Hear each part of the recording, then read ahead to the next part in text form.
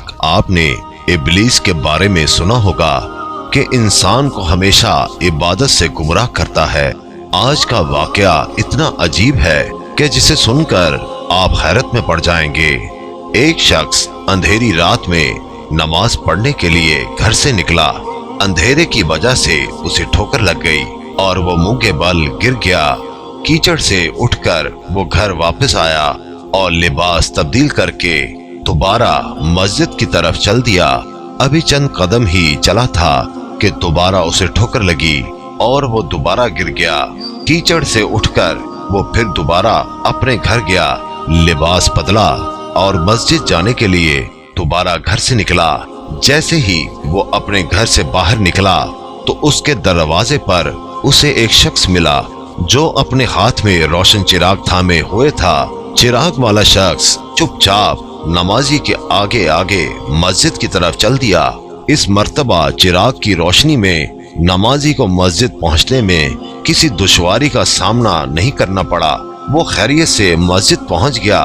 मस्जिद के दरवाजे पर पहुंचकर चिराग वाला शख्स रुक गया। नमाजी उसे छोड़कर मस्जिद दाखिल हो गया और नमाज अदा करने लगा।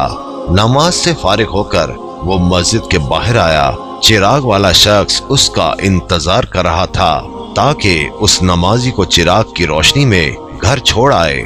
जब नमाजी घर पहुंच गया तो नमाजी ने अजनबी शख्स से पूछा, आप कौन हैं? अजनबी बोला, सच बताऊं तो मैं इब्लीस हूँ। नमाजी की तो हैरत की इंतहा न रही। नमाजी सोचने लगा, इब्लीस शैतान कैसे मुझे मस्जिद तक छोड़ सकता है? उसका काम तो लोगों को बहकाना है। तो शख्स ने बड़ी हैरत के साथ इब्लीस से पूछा, तुझे तो मेरी नमाज रह जाने पे खुश होना चाहिए था, तो फिर तुम चिराग की रोशनी में मुझे मस्जिद तक क्यों ले गए? इब्लीस ने जवाब दिया, जिसे सुनकर वो शख्स भी हैरान रह गया और आप सब भी हैरत में पड़ जाएंगे। इब्लीस ने जवाब दिया कि जब तुम्हें पहली ठोकर लगी तो अल्लाह ताला ने तेरे सारे गुनाह मुआफ फरमा दिए। सुभान अल्लाह। जब तुझे दूसरी ठोकर लगी तो अल्लाह ताला ने तेरे पूरे खानदान को बख्श दिया।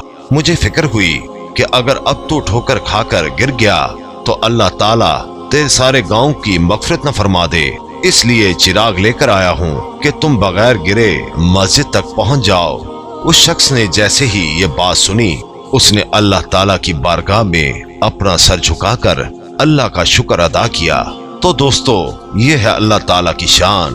परवरदिगार आलम की राह में कोई शख्स एक कदम बढ़ाता है तो अल्लाह